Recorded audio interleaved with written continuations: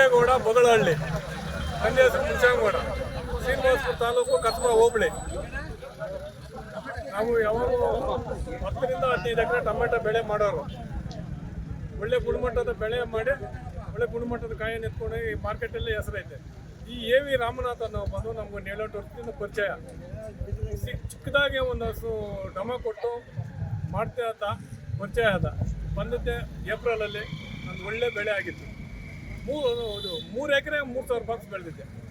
ಆಗ ನೋಡಿದೆ, ಅಣ್ಣ ನೀನು ಈ ಸೀಡ್ ಹಾಕೋಣ, ನಿನ್ನ ಕೈಗೆ ಸಿಕ್ಕಿದ್ರೆ ನೀನು ಹಂಗೆ ಬೆಳಿತೀಯ ಹಿಂಗೆ ಬೆಳಿತೀಯ ಅಂತ ಹೇಳಿದ್ದೆ. ನನಗೆ ಮೋಸ ಮಾಡ ಅಲ್ಲಿಗೊಂದು ನಂಬಲಿಲ್ಲ.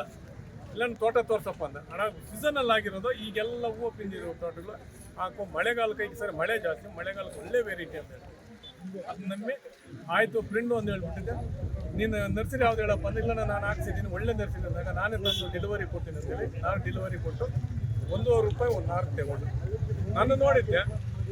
ಏನೋ ನಾನು ಒಳ್ಳೆ ಚೆನ್ನಾಗಿ ಬೆಳಿತೀನಿ, ಒಳ್ಳೆ ರೈತ ಅಂತೇಳಿ. ಅಲ್ಲಿಗಿಬ್ಬರೇ ಮಂಜಣ್ಣ ಅಂತೇಳಿ ಆತ 3.5 ಎಕರೆ. ಆಮೇಲೆ ಶ್ರೀಕಾಂತ್ ಅವು 3.5 ಎಕರೆ. ಮತ್ತು ಈಗ 15 ದಿವಸದಲ್ಲಿ ನಾರಾಯಣ ಸ್ವಾಮಿ ಅಂತೇಳಿ ಇವ್ರಿಗೂ ಒಂದು 10,000 ನಾರಾಯಣ ಕೊಡಿ. 1 ಎಕರೆಗೆ 3 ಲಕ್ಷ. ಒಂದು ಎಕರೆಗೆ ಈಗ ಕಾಯಿ ಕಿಲ್ಲೋತಿದ್ದಿದ್ರೆ 3 ಲಕ್ಷ ಆಗೋದು. ಕಾಯಿ ಕಿಲ್ಲೋಂಗಿಲ್ಲಲ್ಲ. ಅದರಲ್ಲಿ 60,000 ಹೊಲ್ಟು ₹2,40,000 1 ಎಕರೆ ಖರ್ಚು. ಇಷ್ಟು ಏನೋ ಅಂತೇಳಿ ಓದ್ತೀನಿ ನೋಡಿ. ಟೋಟಲ್ ಎಷ್ಟು ಎಕರೆ ಸರ್?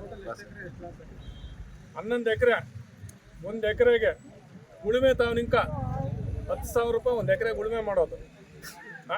ನಾಟಿ ಗೊಬ್ಬರ 1 ಎಕರೆಗೆ 10 ಲೋಡ್ ಹೊಡ್ತಿತ್ತು ಹಾಕಿದ್ದು 60,000. ಕಟ್ಟಿಗಳು 1 ಎಕರೆಗೆ 3,000 ಕಟ್ಟಿ. ಈಗ 25ರಿಂದ ₹30 ಒಂದು ಕಟ್ಟೆ. ಕಿಪ್ಲೆಸ್ ರೇಟ್ ಜಾಸ್ತಿ ಆಗಿಬಿಟ್ಟು ₹30 ಮೇಲೆ ಆಯ್ತು ಕಟ್ಟೆ. 2 ಬೆಳೆ ಬರ್ತದೆ. ₹90,000 ಅಂದರೆ 2 ಬೆಳೆಗೆ ಅಂದರೆ ಅರ್ಧ 45,000. ಮಂಚಿನ ಪೇಪರ್ 15,000. ಪೇಪರ್ ಹಾಕೋ ಕೂಲಿ, ಇದು ಕಡ್ಡಿ ಉಳೋದು 20,000. ಸೀಮೆ ಗೊಬ್ಬರ 15,000. ನಾರ್ದು 7,000.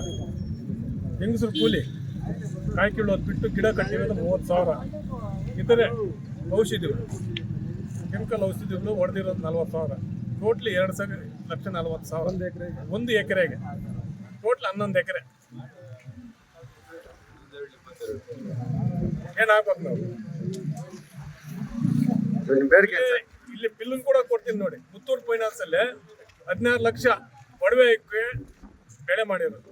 ನಿಮ್ಮ ಬೇಡಿಕೆ ಏನು ಸರ್? ಈಗ ನಮ್ಗೆ ಪರಿಹಾರ ಬೇಕು. ಪರಿಹಾರ ಇಲ್ಲ ಅಂದ್ರೆ ಮೋಸ ಮಾಡಿ ನನ್ನ ಅರೆಸ್ಟ್ ಮಾಡಿ. ಕಳಪೆ ಬೀಜ ಬೇಡ ಅಂತ ಹೇಳೋ. ಕಳಪೆ ಬೀಜ ಅಲ್ಲ, ಕಳಪೆ ಬೀಜ ಕೊಡೋ ಅರೆಸ್ಟ್ ಮಾಡಲಿ. ಇನ್ನೊಂದು ದಿವಸ ರೈತರಿಗೆ ಈ ತರ ಮೋಸ ಮಾಡಬಾರ್ದು. ಅವ್ನು ಮೊದಲು ಅರೆಸ್ಟ್ ಮಾಡಿ ಯಾಕೆ ಈ ತರ ಮಾಡ್ದ ಅದು ಮಾಡಿ.